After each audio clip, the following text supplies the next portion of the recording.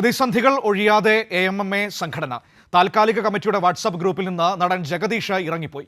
General body വിളിക്കാത്തതിലും തെരഞ്ഞെടുപ്പ് വൈകുന്നതിലും ജഗദീഷ് എതിർപ്പ് അറിയിച്ചതിന് പിന്നാലെയാണ് ഗ്രൂപ്പിൽ നിന്നും ലെഫ്റ്റ് അടിച്ചത്. അമ്മ എക്സിക്യൂട്ടീവ് കമ്മിറ്റി പിരിച്ചുവിട്ട ശേഷം അഡ്ഹോക് കമ്മിറ്റിയുടെ വാട്സ്ആപ്പ് ഗ്രൂപ്പ് വഴിയായിരുന്നു സംഘടനയുടെ പ്രവർത്തനങ്ങൾ നിയന്ത്രിച്ചിരുന്നത്.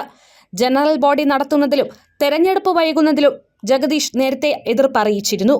താൽക്കാലിക കമ്മിറ്റിയുടെ പ്രവർത്തനങ്ങളിൽ ജഗദീഷിന് അതൃപ്തിയെന്നും സൂചനയുണ്ട്. അതേസമയം ഭരണസമിതി രാജിവെച്ച അന്നു തന്നെ ഗ്രൂപ്പിൽ നിന്നിറങ്ങിയതാണെന്നും ലെഫ്റ്റ് അടിച്ചത് പഴയ എക്സിക്യൂട്ടീവ് കമ്മിറ്റിയുടെ ഗ്രൂപ്പായതിനാലാണെന്നും ജഗദീഷ് പറഞ്ഞു. ഈ ഭരണസമിതി ഒരു രാജിവെച്ചല്ലോ, കൂട്ടരാജി വെച്ചതിന്റെ അന്ന് തന്നെ ഞാൻ വാട്സപ്പ് ഗ്രൂപ്പിൽ നിന്ന് എക്സിറ്റ് ആയതാണ്.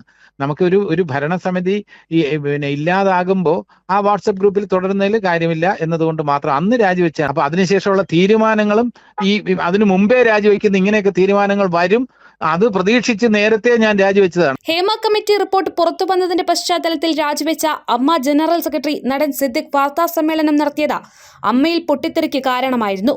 ഇതിന് പിന്നാലെ ജഗദീഷ് പ്രതികരണവുമായി രംഗത്തെത്തി.